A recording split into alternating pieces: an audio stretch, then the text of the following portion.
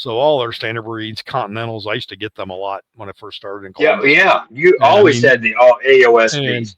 big. I mean, one time I had 100 and some tall blunt Polish. I had a shitload of Wheaton Morans when they were, kicking in. I've done that class. I've done the Continental class, which is not, something a lot of people don't, want to do those, but I don't mind doing them. I always enjoy Polish and Hamburgs and Faverolles and everything there. It's you'll have your strengths and weaknesses. Like I tell everybody, the worst class in the world of judges call ducks, and for various reasons, because they're not something that's. Yesterday, I'll give you an example.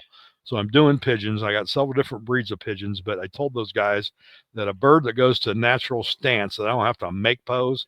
I had a couple of them. I had a gold collar lucerne and a old Dutch capuchin. Every time I looked at those two birds, it looked like they were sitting in the standard. They were just posed. And I told that guy the difference between those birds and the other birds is I don't have to make them show. They're just naturally at station. So that's a thing that you have to be able to, I guess, develop and look at. And then if you're not good at it, go work on it. Talk to breeders. We're doing something different with our program, and probably after Columbus it'll be in there. But instead of doing the traditional clerking thing, because we found out that was sometimes not a good experience for learning, we're going to have a list of judges that want to volunteer to do it, but they're at a show and you're at a show and they're not judging.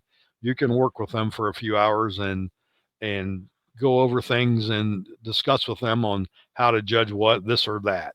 And I think that's going to be more productive for a lot of the apprentices than the clerking. Mike can tell you that we've kind of struggled with this in the program since I took it over and now that Terry has it. But that was a solution we had. We thought that would. I mean, even Jeff even said go work with breeders. That's a good deal. Go if you want to learn about Plymouth Rocks. Go find a breeder and go spend the day with them, and that will help you place those birds better down the road.